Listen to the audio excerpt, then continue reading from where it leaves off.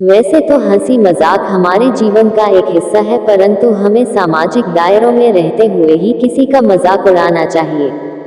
जिस मजाक से किसी का अपमान हो या उसे दुख पहुंचे, ऐसा काम भूल कर भी नहीं करना चाहिए। मेरी क्लास में एक लड़की पढ़ती है जिसका नाम ऋतिका है। वह पढ़ने में बहुत अच्छी है।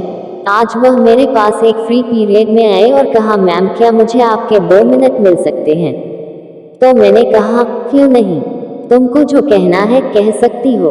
मैंने सोचा कि शायद कोई शिक्षा संबंधित मदद चाहिए होगी। अक्सर लड़कियां इस तरह फ्री पीरियड में आती हैं। तो उसने कहा, मैम आप अपने पुराने कपड़े किसे देती हैं? मैं यह बात सुनकर हैरान रह गई। यह कैसा सवाल है? मैंने पूछा कि तुम यह क्यों पूछ रही हो? तो उसने कहा कि मैडम मैं बहुत गरीब परिवार से हूँ। मेरे साथ पढ़ने वाली लड़कियां बहुत अमीर परिवार से हैं और वे हर दिन मेरे कपड़ों का मजाक उड़ाती हैं। मैं अपनी पढ़ाई ही बहुत मुश्किल से कर पा रही हूँ। घर से बहुत मुश्किल से खर्च मिलता है पढ़ाई के लिए, अपने लिए नए कपड़े कहाँ से ले पाऊंगी? मैंने सुना है आपकी जल्द ही शादी होने वाली है। आप अपने पुराने कपड़े किसी ना किसी को तो देंगी, फिर मुझे ही कुछ पुराने कपड़े दे दो। इस बात को सुनकर पहली बार मैंने उसके कपड़ों की तरफ देखा जो वास्तव में पुराने थे, लेकिन सलीके से इस्त्री करके पहने हुए थी। उसकी बात से मेरा हृदय अत्यंत भावुक हो गया और मन के सागर में तूफान सा आ गया और ऐसा प्रतीत हुआ कि मैं खुद ही उसमें डूब जाऊंगी। और मैंने नम आंखों से ऋतिका को अपने गले लगा लिया। अगले दिन मैंने ऋतिका के लिए नए कपड़े लिए और उसके घर की तरफ चल दी, जहां उसे कुछ कपड़े दिए। उसके चेहरे की खुशी में जिंदगी भर नहीं भूल सकती। बड़े अफसोस के साथ यह कहना पड़ रहा है कि हम किसी के व्यक्तित्व के बारे में बात करते समय 1 मिनट के लिए भी नहीं सोचते हैं कि किसी को हीन बताने या किसी के व्यक्तिगत मामले में टांग अड़ाने का हमें किसने अधिकार दिया।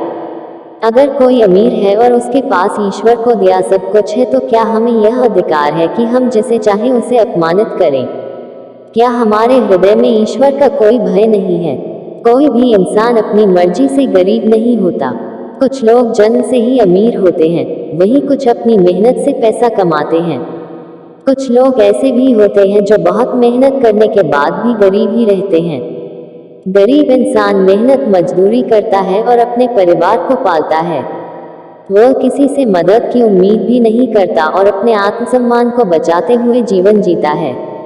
इसलिए हमें कभी भी किसी गरीब इंसान का मजाक नहीं उड़ाना चाहिए। यह सत्य है कि एक दिन हमें भी ईश्वर की ओर प्रस्थान करना है। जब वह दुखी दिल ईश्वर को अपनी यातनाओं के बारे में बताएगा और वे लोग रोते हुए कहेंगे कि हे ईश्वर, तुमने उन्हें दौलत दी थी और हमें नहीं, हमारा क्या कसूर था? तो फिर ईश्वर के समक्ष हम सब क्या मुख दिखाएंगे? हमारे लिए यह सिर्फ एक काल्पनिक कहानी हो सकती है, लेकिन एक पल के लिए सोचें, हमारे आसपास ऐसी अनेक वास्तविक कहानियां मौजूद हैं। हमें लोगों के व्यक्तिगत मामलों में दखल देने से बचना चाहिए। पता नहीं वे कैसे जीवन गुजार रहे हैं। अगर इस कहानी ने आपके दिल को छुआ है तो इसे दूसरों के साथ अवश्य शेयर करें।